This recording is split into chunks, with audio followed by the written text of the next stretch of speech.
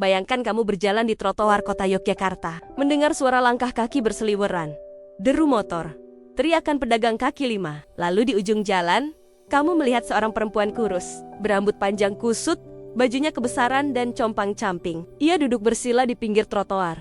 Mulutnya komat kamit bicara sendiri. Orang-orang lewat sambil memalingkan wajah. Ada yang menatap kasihan, ada yang menahan tawa kecil. Sudahlah, orang gila, bisik mereka pelan. Tak ada yang benar-benar tahu apa yang ia katakan. Tak ada yang mau duduk di sebelahnya. Tapi di balik kata-kata tanpa jeda itu, ada suara hati yang menjerit minta diselamatkan. Dialah Sinta, yang dulu hanya dikenal warga sekitar sebagai perempuan aneh di jalan itu. Malam turun, suara motor perlahan hilang. Tapi Sinta tetap bicara. Pada angin, pada jalanan, pada siapa saja. Meski tak satu pun menjawab, tak ada yang tahu, di balik tatapan kosongnya, ada kisah luka yang nyaris membunuhnya. Sinta dulunya bukan orang jalanan, ia pernah punya rumah kecil. Seorang suami yang selalu ia percaya. Tapi badai datang tanpa aba-aba. Suaminya pergi tanpa pesan, meninggalkan tumpukan utang yang menjerat leher Sinta sendirian. Malam-malamnya jadi pertunjukan air mata, siang harinya diisi tatapan kosong ke jendela rumah yang makin hari makin kosong isinya. Tetangga datang hanya untuk bertanya, kapan bayar cicilan? Atau bergosip di balik pintu. Lama-lama Sinta kehilangan daya. Tak ada pegangan, tak ada pundak, hanya jalanan yang menerima dia apa adanya. Compang-camping, tanpa nama. Sejak itulah trotoar Yogyakarta jadi rumah kedua. Sinta bicara sendiri, membalas percakapan imajiner dengan suaminya yang entah di mana. Ia sering tertidur bersandar di tembok toko tutup. Beberapa orang datang, menatap iba, lalu pergi. Tidak ada yang benar-benar mendengar. Luka di dadanya membusuk pelan-pelan, menggerogoti kewarasannya sedikit demi sedikit. Suatu sore, di antara langkah kaki yang hanya menatap heran, datang seorang perempuan paruh baya. Namanya Bu Yeni, relawan sosial yang rutin membagi nasi bungkus untuk gelandangan. Bu Yeni sudah sering melihat Sinta, tapi sore itu ia memutuskan berhenti, duduk di trotoar, tepat di samping Sinta yang masih komat kamit. Orang-orang melirik bertanya-tanya, ngapain dia deket-deket orang gila? Tapi Bu Yeni tak peduli. Ia pelan-pelan membuka bungkus nasi, menawari Sinta. Sinta menoleh, matanya liar, tapi tangannya perlahan meraih nasi itu. Disitulah obrolan pertama mereka lahir. Kalimat-kalimat tak nyambung, jawaban yang berputar-putar. Tapi Bu Yeni mendengar semuanya. Beberapa menit yang singkat, tapi cukup untuk menyalakan lagi bara kecil di dada Sinta. Bara yang hampir padam, kini punya oksigen. Bu Yeni pulang malam itu sambil menatap langit. Semoga ada jalan untuk dia. Sejak pertemuan sore itu, Bu Yeni tidak berhenti datang. Hampir setiap minggu, ia menyempatkan diri duduk di trotoar, menemaninya makan, mendengar celoteh Sinta yang kadang tak nyambung. Suatu hari, Bu Yeni datang membawa sesuatu. Selembar kertas lusuh, bolpoin, dan sebuah buku kecil bergaris. Ia sodorkan ke Sinta sambil berbisik, kalau capek ngomong sendiri, tulis di sini, aku bacain nanti. Awalnya Sinta hanya menatap bingung, tangannya gemetar memegang bolpoin. Mulutnya masih komat kamit, tapi malamnya, di bawah lampu jalan, ia mencoba mencoretkan satu kata, namanya sendiri, Sinta. Lalu satu kalimat pendek, aku masih hidup. Malam itu jadi malam paling sunyi, sekaligus paling keras di dadanya.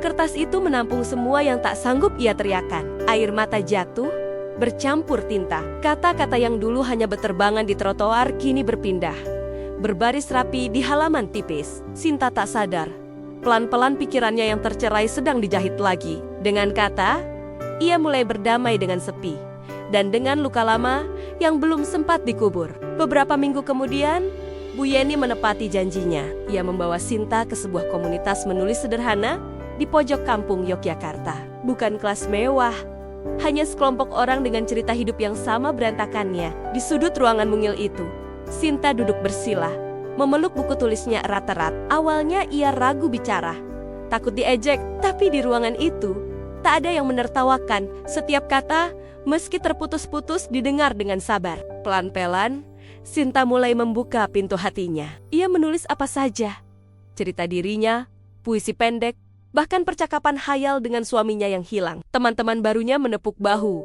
membacakan tulisannya dengan mata berair. Suara Sinta tak lagi hanya menggema di trotoar, tapi kini menggema di hati orang-orang. Ia belajar bahwa luka bisa berubah jadi pesan. Kata-kata yang dulu dicibir gila, sekarang membuat orang terdiam, merenung, bahkan terinspirasi. Malam itu, Sinta pulang bukan ke trotoar, tapi ke rumah Bu Yeni untuk pertama kalinya tidur di kasur setelah sekian lama. Tak ada yang menduga.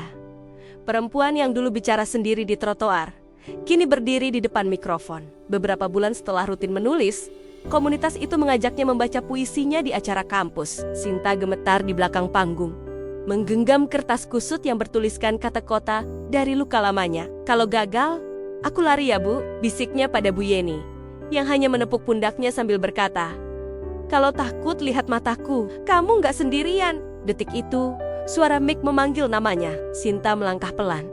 Lututnya nyaris roboh, lampu sorot menyorot wajahnya yang kini bersih, dan rambutnya terikat rapi. Sinta menarik napas panjang, suara di kepalanya ribut. Mereka akan menertawakanmu, tapi begitu bait pertama keluar, ruangan sunyi. Tak ada yang menertawakan. Beberapa mahasiswa justru menunduk, menahan air mata. Kalimat demi kalimat menampar hati penonton. Tentang rindu, tentang kehilangan, tentang berdamai dengan kegilaan. Malam itu, Sinta tidak gila. Ia berubah jadi penutur luka, penyalur suara bagi mereka yang nyaris hilang harap. Setelah panggung kecil di kampus itu, nama Sinta mulai beredar pelan-pelan. Bukan lagi perempuan gila di trotoar, tapi Mbak Sinta yang puisinya bikin orang diam. Undangan demi undangan berdatangan, mulai dari forum kecil di balai desa, ruang kelas menulis, hingga seminar di gedung besar. Setiap dia berdiri di depan mikrofon, cerita hidupnya menetes pelan ke hati orang-orang. Aku ada panggung mewah, kadang hanya panggung sederhana dengan benar lusuh. Tapi di sanalah Sinta menyalakan obor bagi jiwa-jiwa yang nyaris padam. Dulu, orang menutup telinga saat ia bicara. Kini orang antre mendengar. Sinta tidak hanya membaca puisi, ia juga mengajar menulis bagi perempuan di pinggiran kota, ibu-ibu rumah tangga, janda, bahkan gelandangan lain. Di setiap bait, ia ajarkan satu hal. Luka tidak harus dihapus, cukup diterima, lalu ditulis. Malam-malam panjangnya di trotoar kini jadi bahan bakar ceritanya.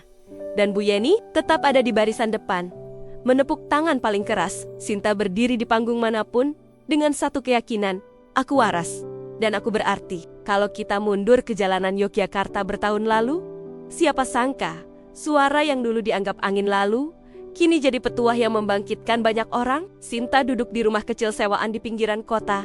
Ya, kini ia punya rumah sederhana. Malam-malamnya bukan lagi di trotoar, tapi di meja kerja mungil, menulis buku. Kadang ia menulis sambil menatap jendela, mengingat suara motor, lampu jalan, dan kursi beton tempat ia dulu bersandar. Tiap kali diundang ke kampus atau acara motivasi, Sinta selalu bilang, yang kalian dengar ini bukan cerita gila, ini cerita kita semua.